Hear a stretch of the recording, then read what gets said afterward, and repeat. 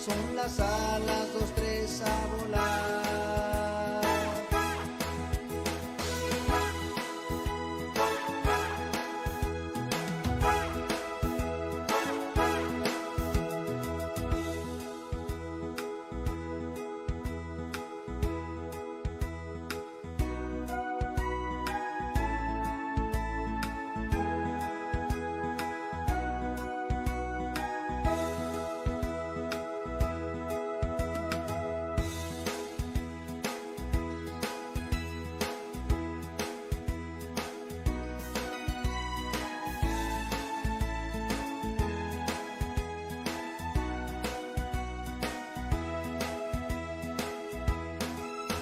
Voz de hermano que cine se eleva en la antorcha del ritmo sin par, melodía que azota la duela, cortan alas los pies a volar, y las manos se trenzan ardientes al fulgor del llamado final. En escena se vuelcan los sueños, son las alas, los pies a volar.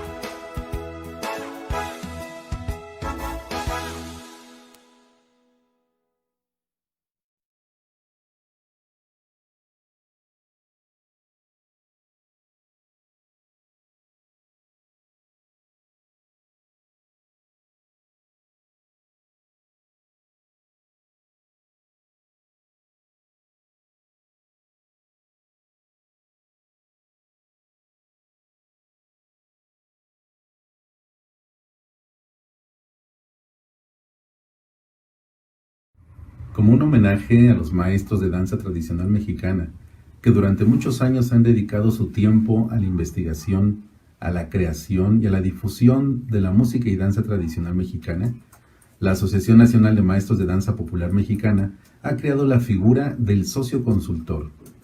Aquellos maestros que, además de recabar tanta información, tienen a bien compartirla con todos aquellos que admiran y aman a la música y a la danza. Sean bienvenidos nuestros socios consultores.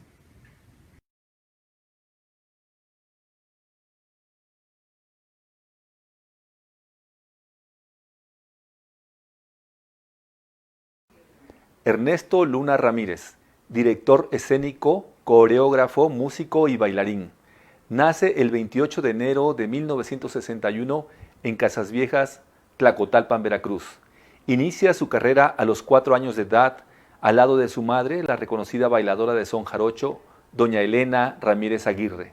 Fue solista durante 30 años de la compañía del Ballet Folclórico de la Universidad Veracruzana, dirigido por el profesor Miguel Vélez Arceo, y obtiene la equivalencia en grado académico de licenciatura por la Universidad Veracruzana. Actualmente es director y fundador de la compañía Jóvenes Zapateadores, del grupo de son jarocho Son Luna y director académico del Instituto Superior de Artes Escénicas Nandegui Jalapa, en la licenciatura de Educación Artística con énfasis en danza. Ha creado más de 60 coreografías y puestas en escena a nivel nacional e internacional con diversas compañías como el Ballet Folclórico de la Universidad de Guanajuato, el Ballet del Estado de Yucatán, el Ballet Folclórico del Ayuntamiento de la Ciudad de Villahermosa, el Ballet Folclórico del Ayuntamiento de Guadalajara, el Ballet Folclórico de la UAP, el Ballet Folclórico de South Texas College, entre otros. Ha impartido cursos y seminarios en diversos estados de la Unión Americana y en casi todos los estados de la República Mexicana. Dentro de su obra más relevante se encuentra la coreografía del espectáculo Jarocho, dirigida por Richard O'Neill, con el cual obtiene el premio Las Lunas del Auditorio al mejor espectáculo folclórico del año 2006. La puesta en escena Veracruz, Veracruz, dirigida por Enrique Pineda de la compañía titular de teatro de la Universidad Veracruzana, y Vívelo, creado para la compañía Jóvenes Zapateadores. En 2016 es nombrado socio consultor de la Asociación Nacional de Maestros de Danza Popular Mexicana, Asociación Civil. Queda con ustedes el maestro Ernesto Luna Ramírez. Hola, ¿qué tal?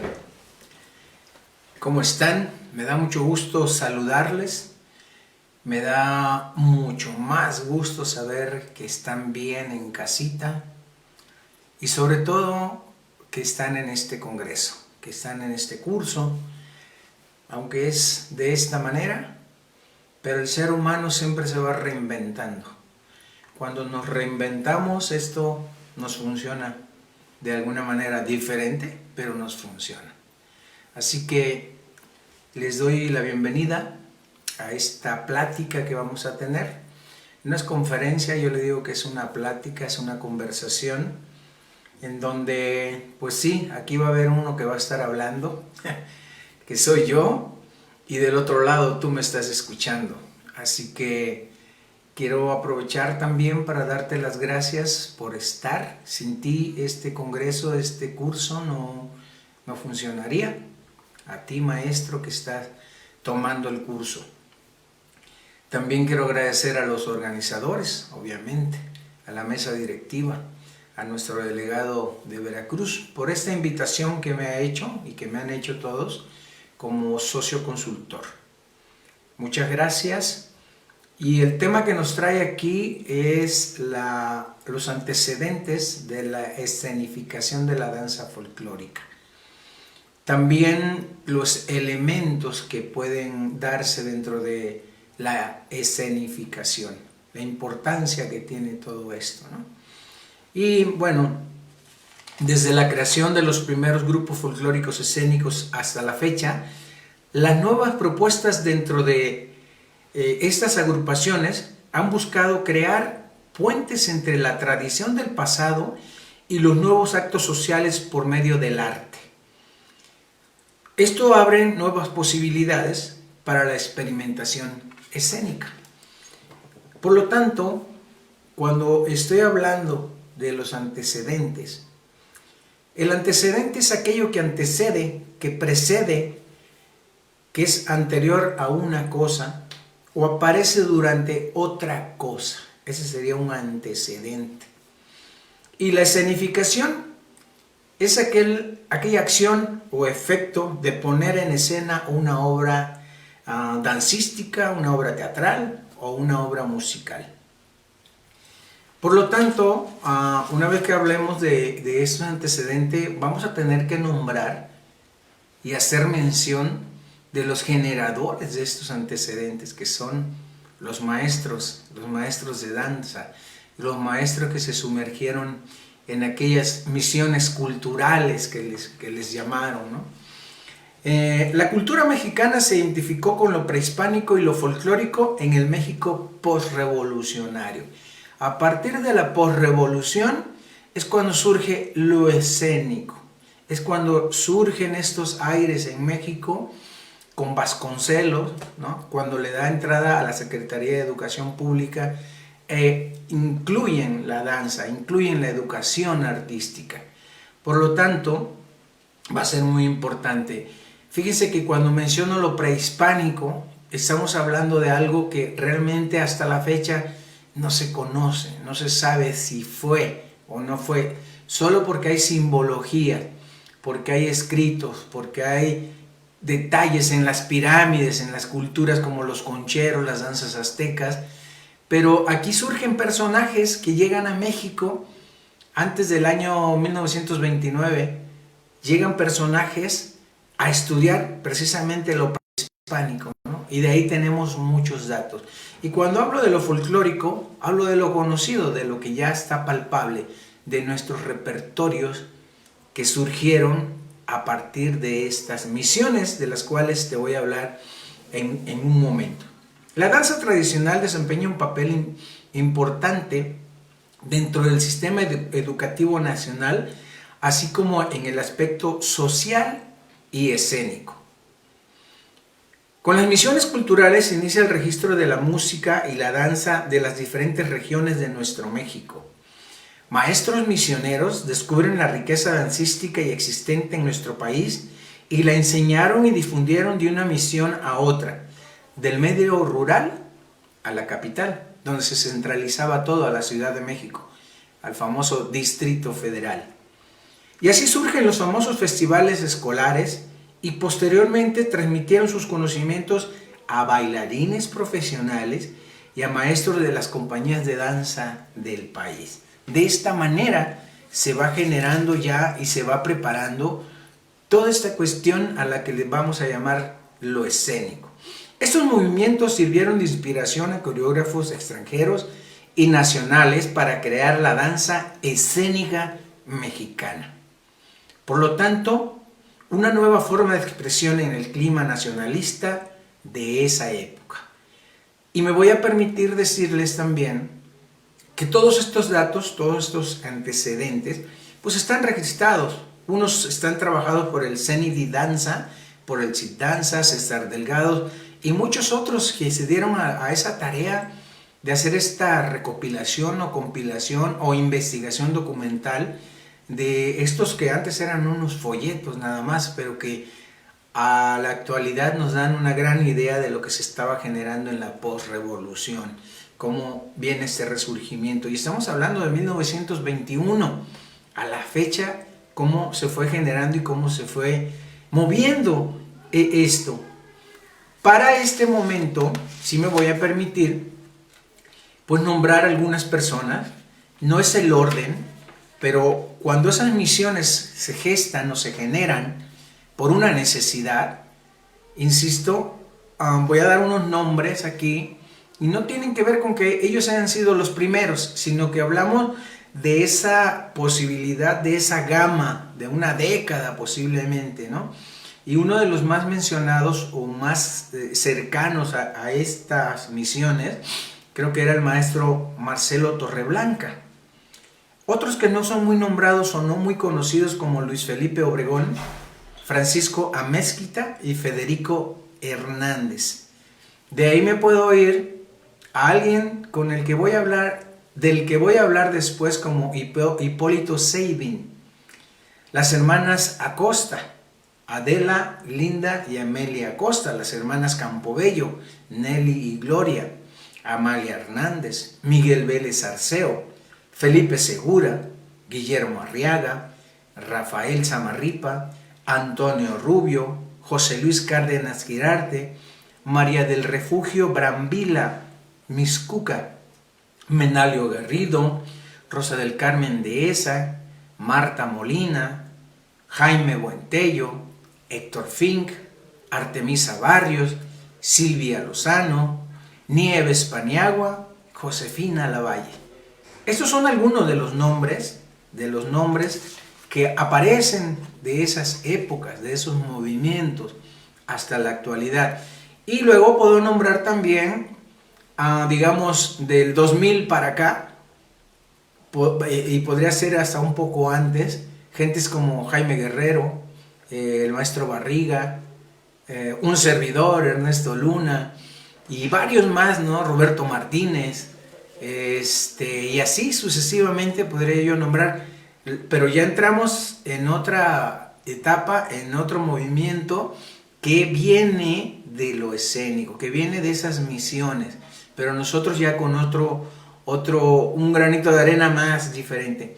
Les voy a hablar de un personaje que posiblemente ustedes no conozcan. Este personaje es ruso, o era ruso, y llega a principios de siglos a nuestro México, precisamente para investigar lo prehispánico, para investigar los códices. Eso es muy interesante porque gracias a él nos deja varias cosas aclaradas y surgen movimientos de posiblemente, no digo que sea así, posiblemente de Amalia Hernández y posiblemente del maestro Zamarripa, Rafael Zamarripa, con su Perro de Fuego o con esta escena de los concheros, de danza de concheros que pone Amalia, ¿no? Tan guerrera, tan energética. Puede ser que a partir de ahí hayan tomado esos elementos, aparte de los que tenemos ya registrados. Estoy hablando de Hipólito Seivin. En 1929 se tiene ese antecedente de que Hipólito Seivin, ruso de nacimiento, ofrecía cursos en la Ciudad de México, cursos gratuitos de danza. Y pues adaptaron un espacio ahí en la Secretaría de Educación Pública, en un salón donde él regalaba estas clases, y mucha gente se fue acercando ahí, y la misma secretaría pues tomó nota del asunto, ¿no? Y gracias a eso, que este maestro empieza a implementar estas clases, se crea la Escuela de Plástica Dinámica, una de las primeras escuelas que se crean ya por la Secretaría de Educación Pública. Esto generó que en 1932 las instituciones culturales del Estado mexicano decidieran dar un impulso definitivo a la enseñanza de la danza en México. Este dato nos lo da César Delgado en el CIT Danza en 1985. Gracias a Hipólito empieza entonces e inicia el movimiento escénico nacional. A partir de ahí, claro, después él no fue director de esta escuela plástica, era asesor nada más, otro fue el director, y en unos añitos después, bueno, quitan ese formato y se crean otros. Es decir, había tanto movimiento a favor de la danza que creo yo que se indigestaron. Es mi forma de verlo.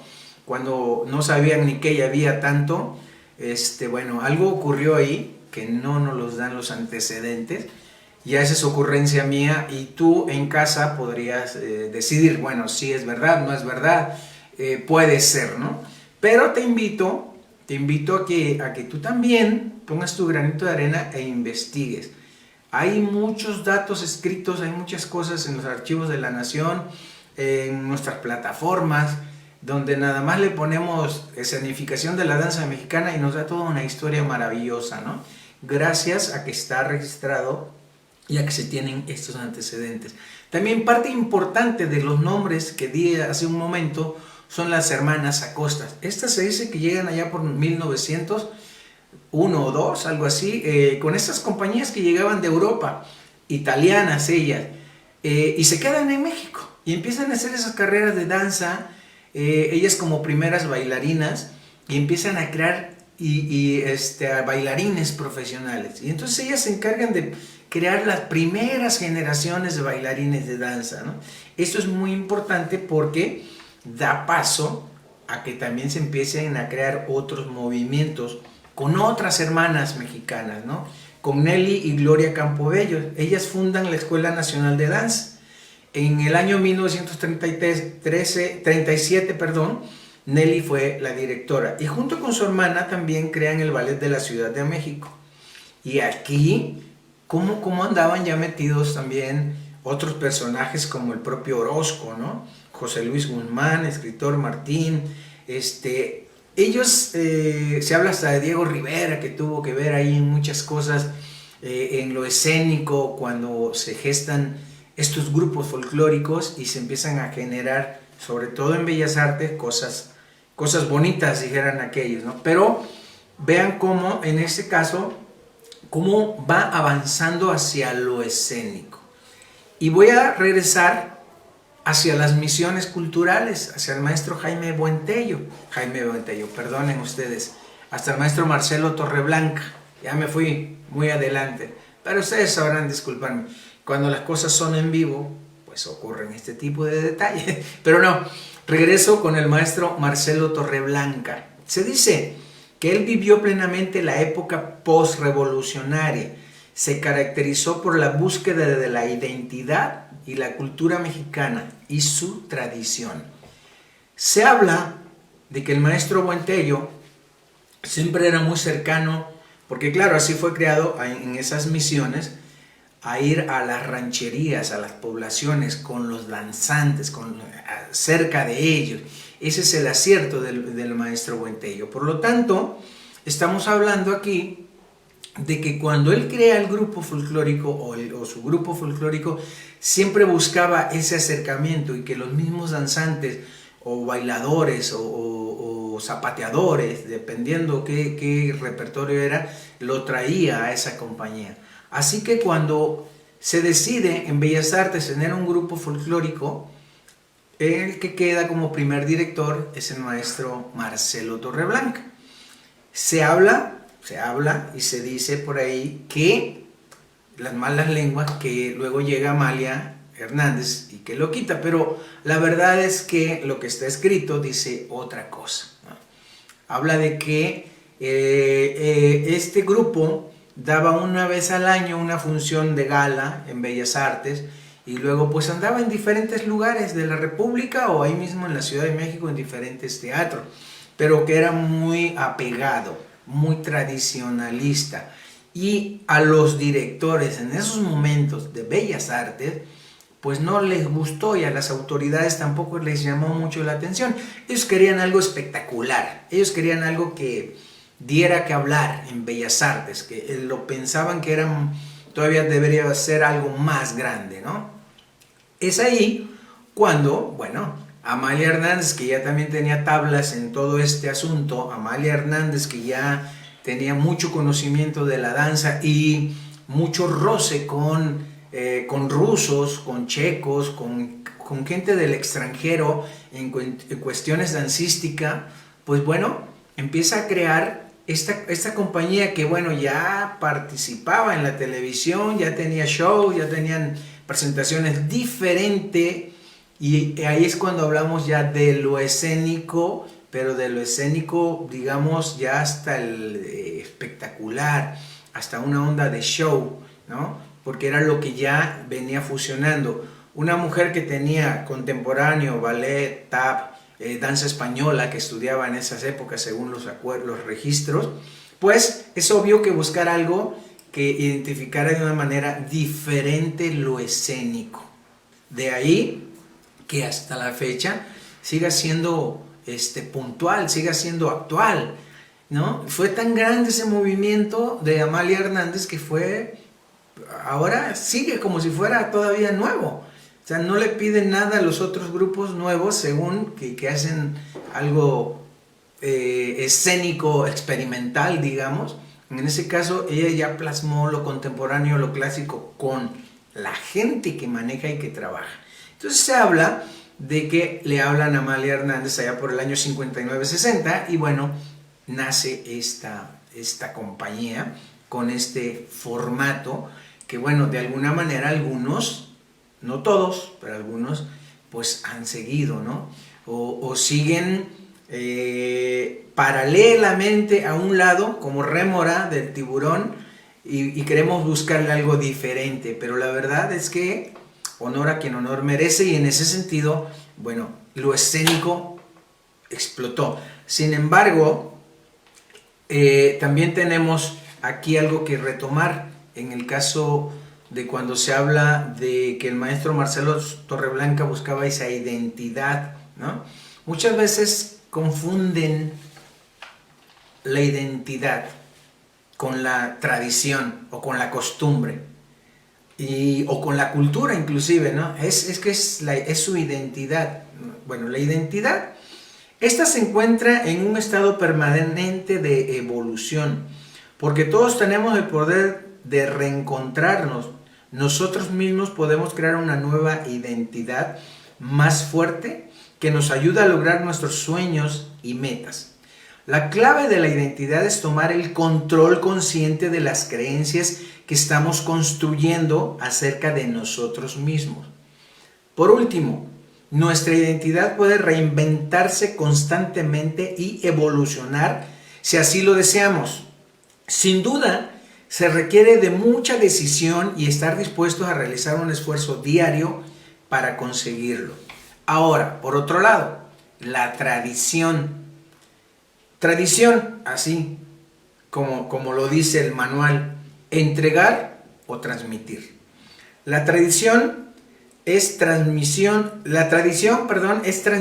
de costumbres, comportamientos, recuerdos, símbolos, creencias, leyendas. Para las personas de una comunidad, lo que es transmitido se convierte en cultura.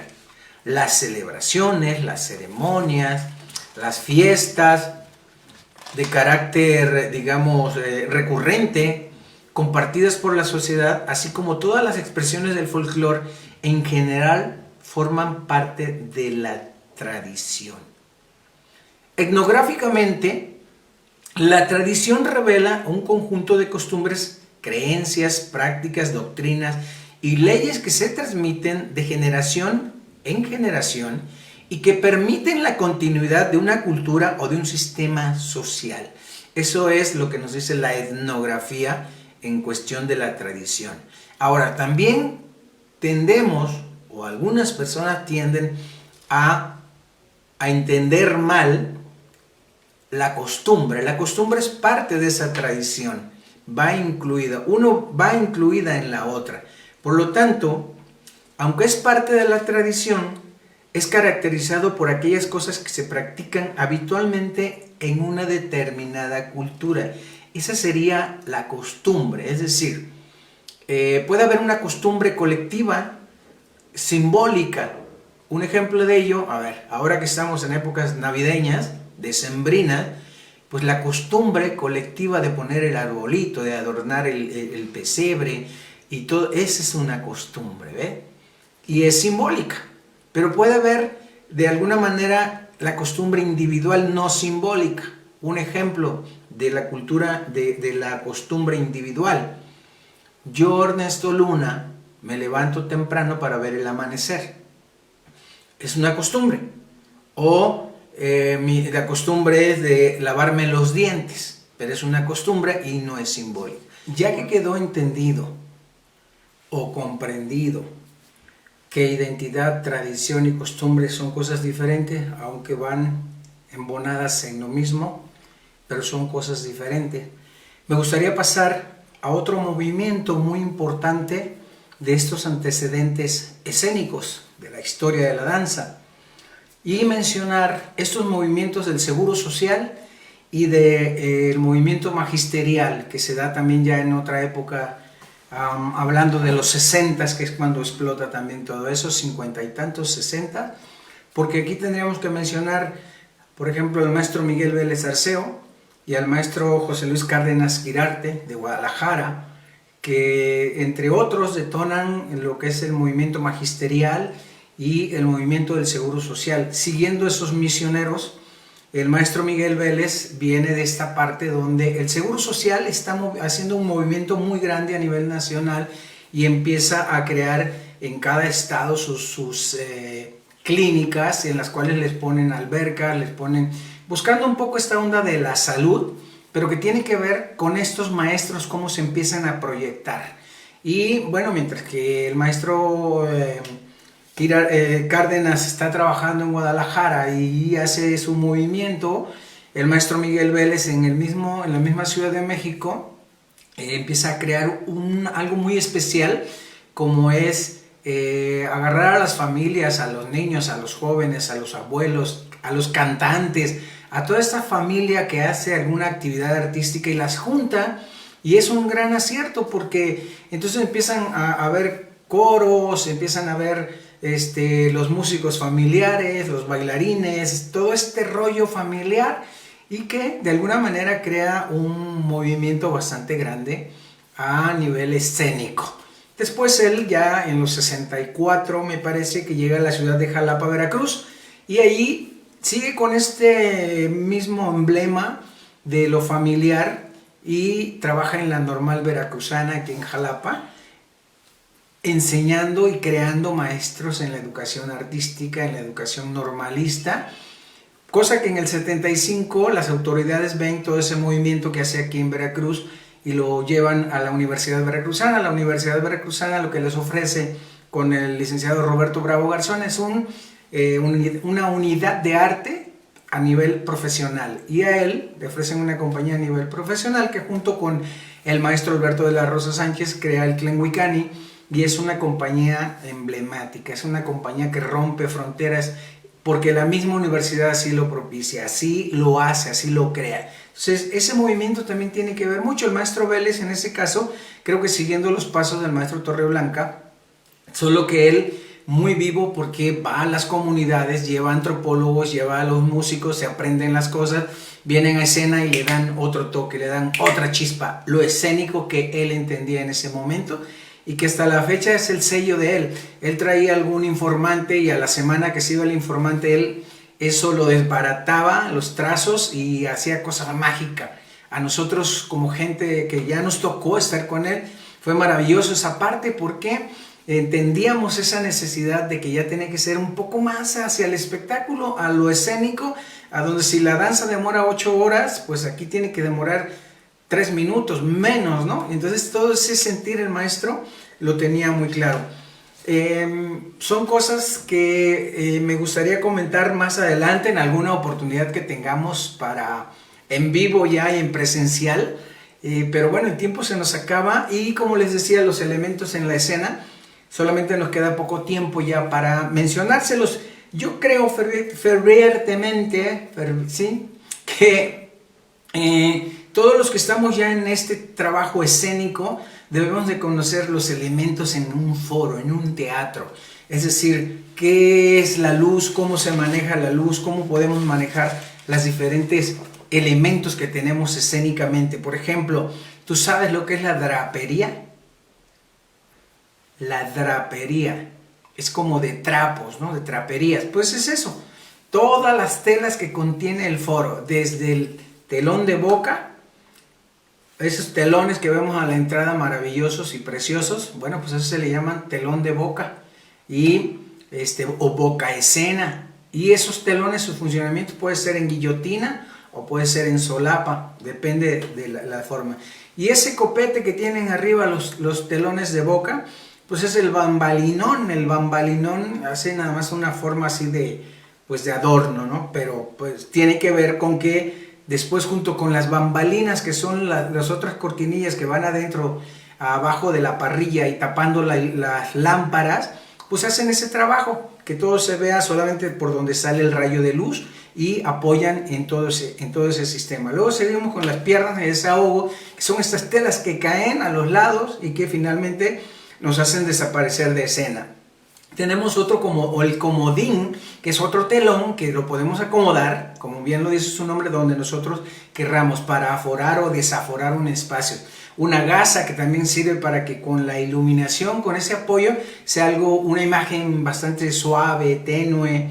En fin, la manga es algo que se amarra en la parte de arriba oculta, allá por las bambalinas, donde yo puedo tener papel picado, globos, cualquier cosa, que cuando requiera la escena volteo eso desde ahí arriba y cae. Esa es una manga. Luego tenemos el telón de fondo o fondo negro, que ese siempre está en los teatros. Detrás de él siempre está un ciclorama que puede ser arena azul o blanco, y eso me sirve puedo quitar el de fondo negro y en este caso pues puedo pintarlo de color con las contraluces, con todo esto que sería la iluminación para darle un color al fondo, ¿no?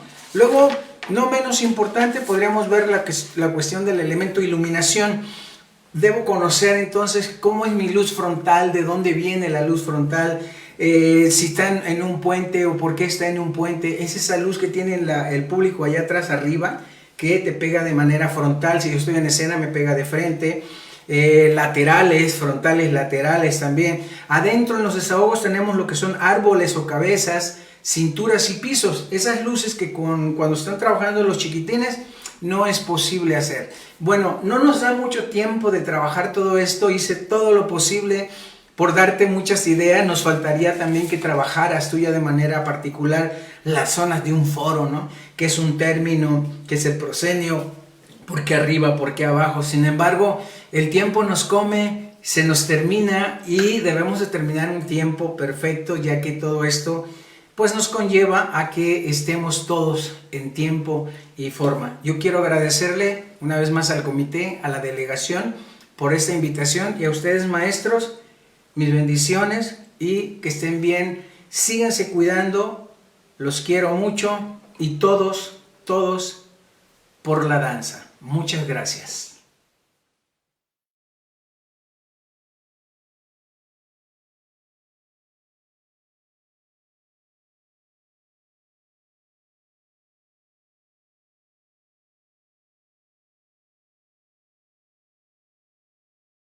Hola, ¿qué tal? Los saluda la maestra María Elena Montoya, delegada por el Estado de Baja California Sur en la Asociación Nacional de Maestros de Danza Popular Mexicana. El día de hoy tengo el honor de presentar a una gran personalidad del folclore en nuestro estado.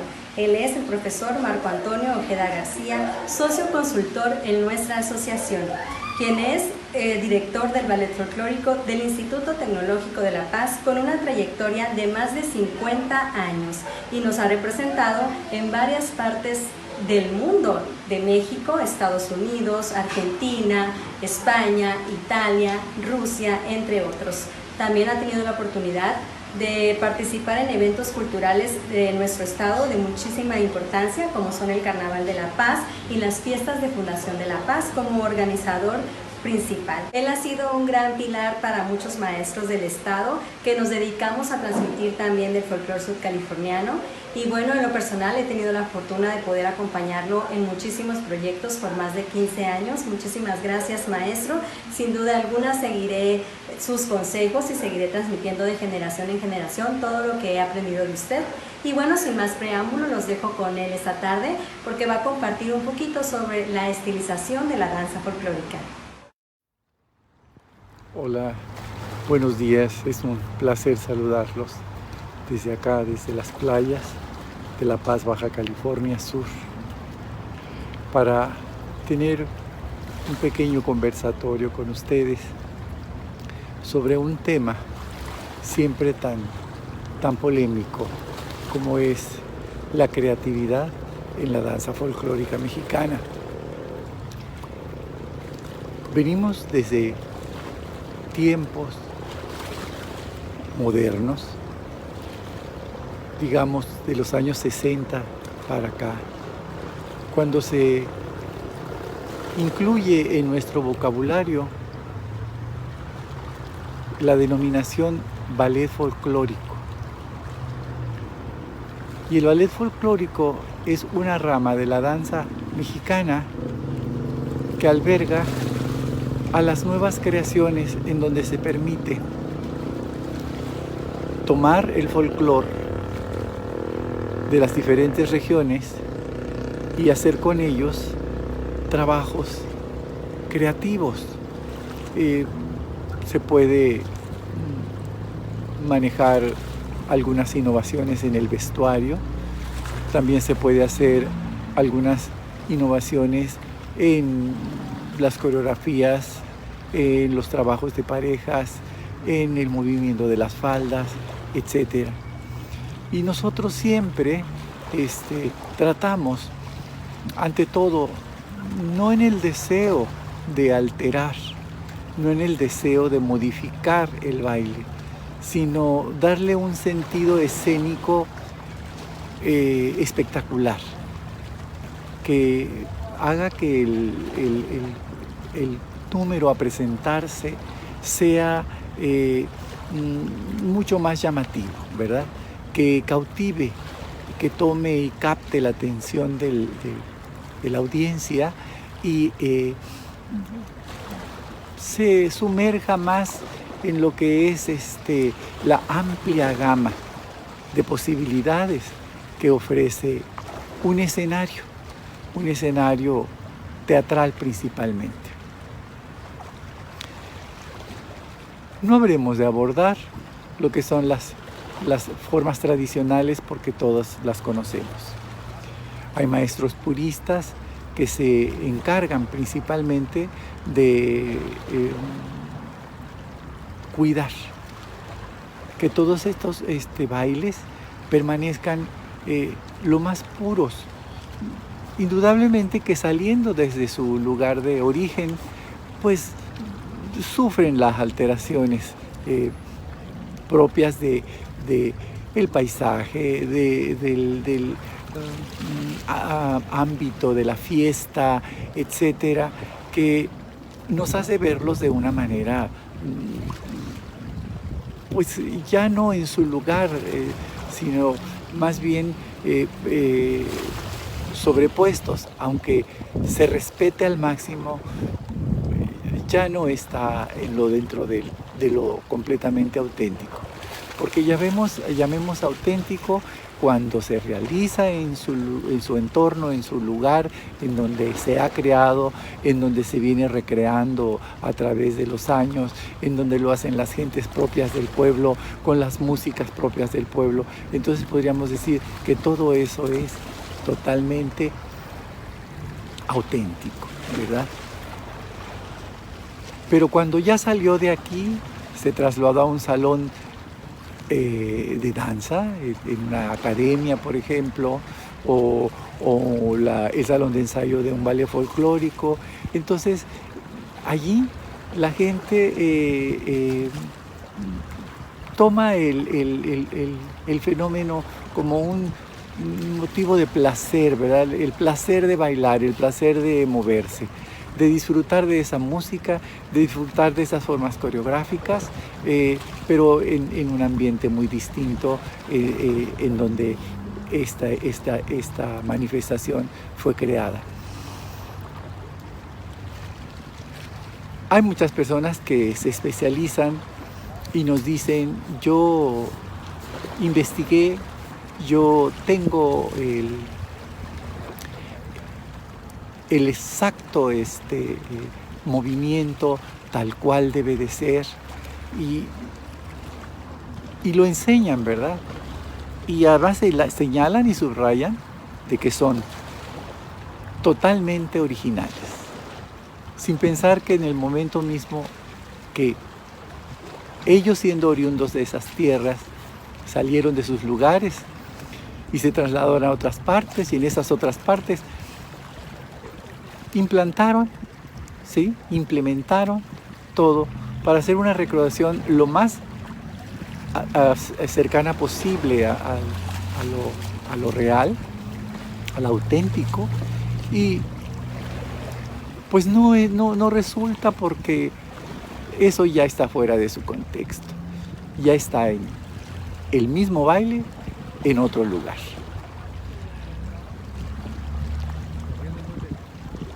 Casi todos los maestros que hemos estudiado en escuelas, ya sea especializadas de gobierno o particulares o en grupos folclóricos, de alguna manera hemos recibido las enseñanzas. En la Academia de la Danza Mexicana, por ejemplo, tiene a bien llevar maestros propios de la región, y entonces pues te sientes muy satisfecho, ¿verdad?, de recibir una guelaguetza con gente muy conocedora de las regiones de Oaxaca, o una danza de concheros con algún informante que venga de Estado de México o de Querétaro o del Distrito Federal. Y entonces nosotros trasplantamos el trabajo aprendido en las circunstancias en que fue enseñado y en las circunstancias en que fue aprendido. Entonces nosotros inmediatamente lo que hacemos es llevarlo a nuestros lugares de orígenes, a nuestras escuelas o con nuestros grupos, y montarlo tal cual. Ya no encontraste el material propio para hacer los vestuarios cual deben de ser. Lo que tú haces inmediatamente es hacer adaptaciones, ¿verdad? Que este no es brocado, pues que le pongo algo que se parezca al brocado, que esto no puedo comprar muchas lentejuelas shakiras, porque no hay tampoco quien lo borde, sino son los mismos alumnos quienes bordan los trajes, pero muchas veces no llevan el estilo, ¿verdad?, y el diseño que los indígenas hacen.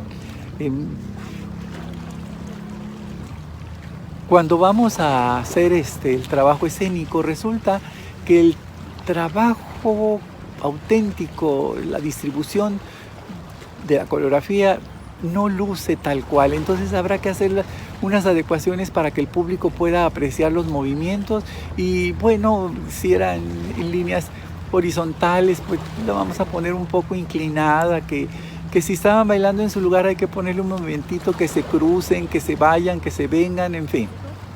Pero en esas pequeñas alteraciones es cuando ya nos comprometemos mucho en la cuestión de lo auténtico.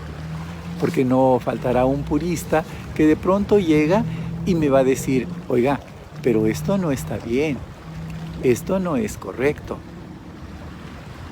porque en mi estado no se baila así.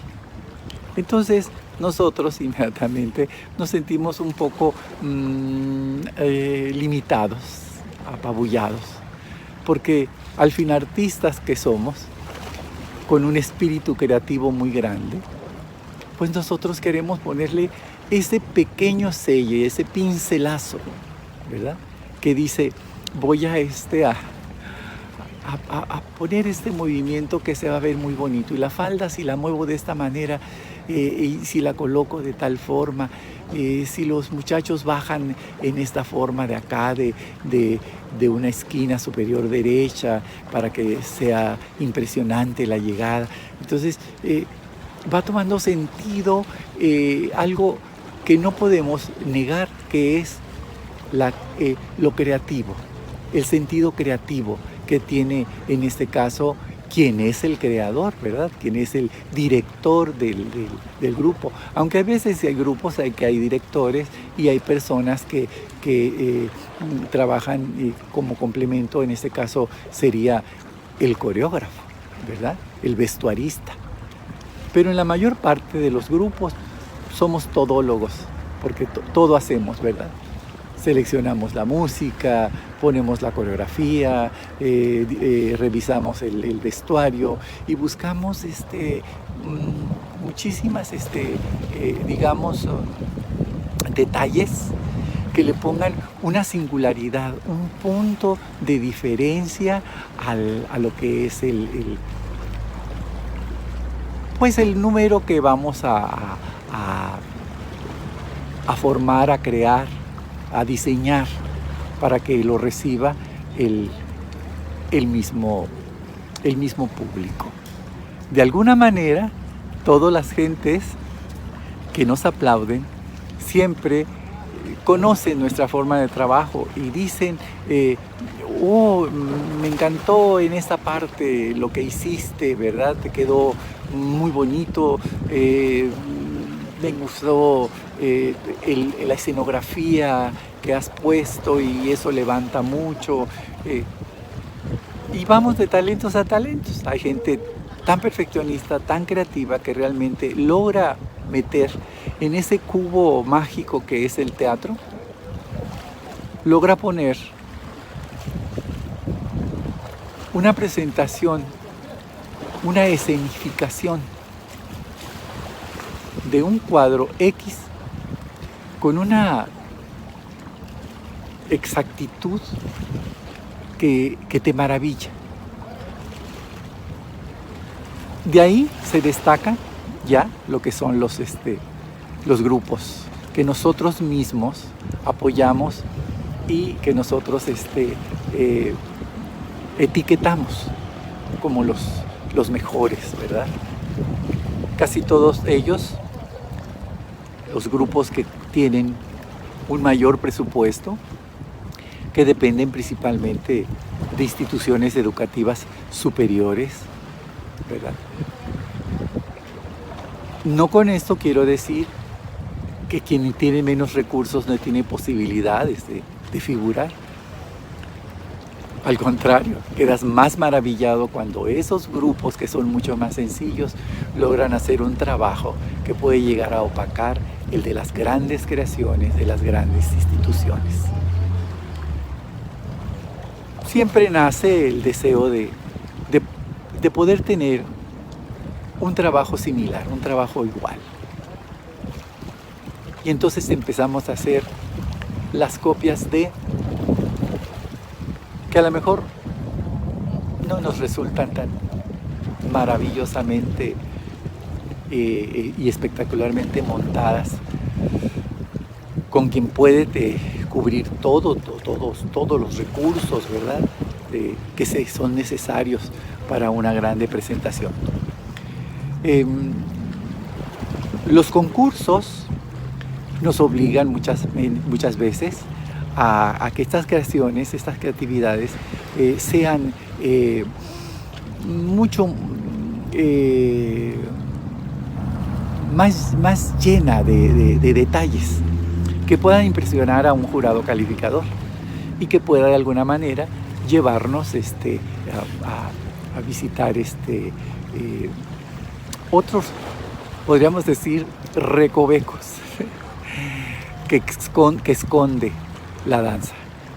La danza es infinita, pues tiene tanto que dar en lo que es color, movimiento, creatividad. Prueba está la amplia gama de folclore que existe en nuestro país. Imagínense toda la amplia gama que existe en el mundo. Quienes hemos tenido la oportunidad de viajar un poquito más allá de nuestras fronteras, pues hemos obtenido como experiencia hacer una comparación de lo que es el folclore de nuestra tierra o el folclore de México, ¿por qué no decirlo? Comparado con las manifestaciones propias de otros pueblos. Y sí, con orgullo lo puedo decir, lo mexicano es totalmente aceptado por las gentes de otros países que tienen la oportunidad de vernos en festivales o intercambios culturales. Entonces estas personas presentan lo de ellos con mucha dignidad y con mucho orgullo, que para veces a nosotros no es tan fácil poder digerir un trabajo coreográfico de un baile griego o de Indonesia o alguna danza de Corea. Cuando ellos te explican lo que significa lo que significa ese baile, lo que quieren representar, a veces con una riqueza de vestuario que te quedas paralizado de ver tanta belleza, tanta creatividad. Entonces, el montaje para ellos es siempre mucho más mimético. Lo de nosotros es elaboración de pasos intrincados, zapateados impresionantes, que apabullan por el ruido que hacen con sus tacones. El sonido de nuestra música, tan cambiante, una suavidad de una marimba, la fuerza de un mariachi, la sonoridad de una banda. Bueno, ellos dicen, es que México son muchos países en uno solo. Tenemos 32 estados y estos 32 estados, cada uno tenemos nuestras particularidades y nosotros nos encargamos de hacerlas resaltar, ¿verdad? La creatividad que nosotros utilizamos tiende a ir un poquito más allá de la connotación auténtica, porque nosotros como creadores de espectáculos queremos llamar la atención, queremos que el trabajo de nosotros sobresalga y de alguna manera aplicamos todos nuestros conocimientos, toda nuestra sapiencia en acrecentar lo que es la propuesta original que hace determinado baile. Y le sacamos, como quien dice en lenguaje coloquial, le sacamos jugo. Le sacamos jugo para que todo esto fluya en un torrente de color, de movimiento,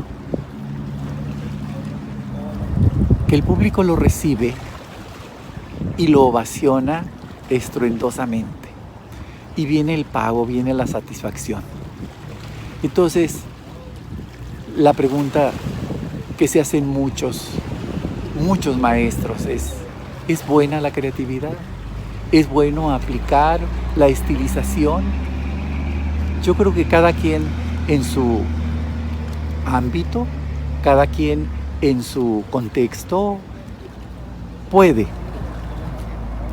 sin alterar demasiado lo que el mensaje dancístico debe de dar, intentar borrar la idea original, desaparecerla, que se quede el movimiento, porque el movimiento, el estilo de movimiento te define y dicen, estos están bailando Guerrero, aquellos están bailando Yucatán, estos están bailando una polca norteña. Y fácilmente identificable, porque hay cosas que ya no se van a poder alterar, porque si vas a montar un número de determinado estado, vas a respetar el estilo del baile. El traje, ¿verdad? Ahora que la industria textil nos brinda grandes posibilidades de sustituir algunos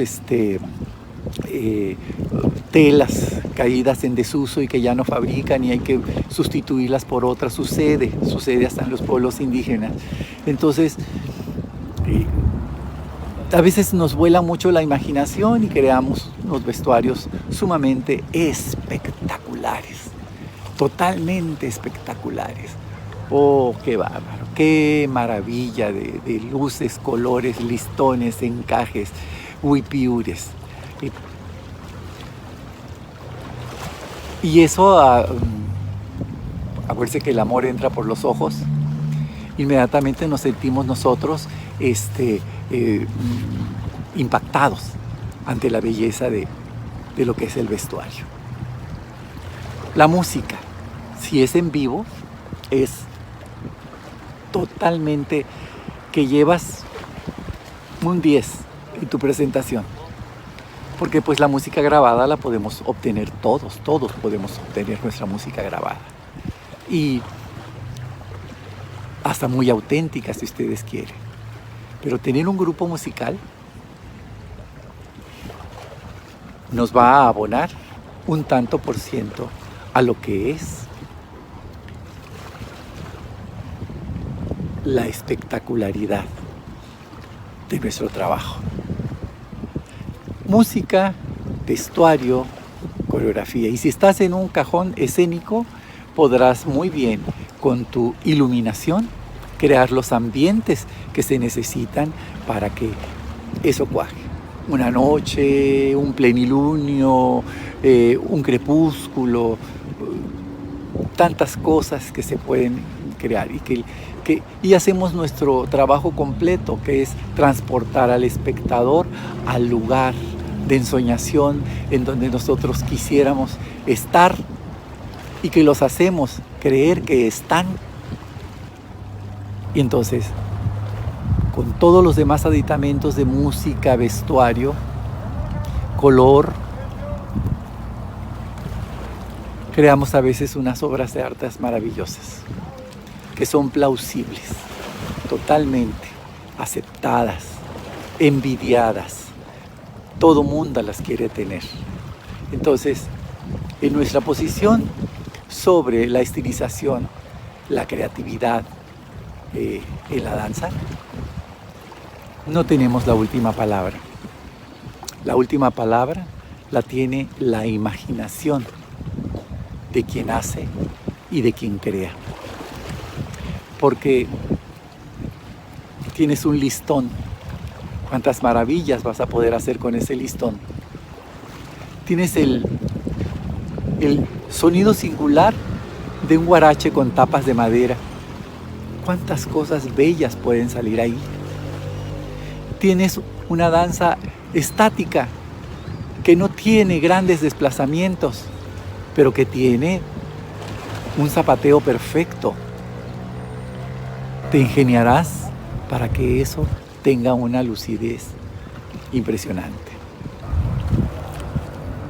La tramoya teatral, cómo nos ofrece posibilidades de crear cosas mágicas, hasta volar si uno quiere por el escenario, ¿verdad?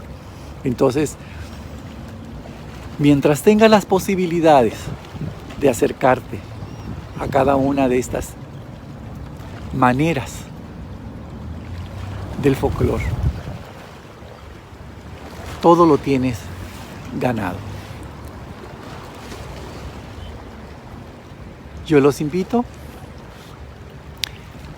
a conservar nada más una línea, que no toda la amplia gama de elementos que hay para hacer un trabajo escénico sea en afán de borrar lo que es la idea original. Defender primero la idea original, dejarla siempre como punto central y sí aderezarla con todos esos elementos de los que hemos platicado. Bendita sea la danza, que nos permite volar, soñar, crear, ilusionar.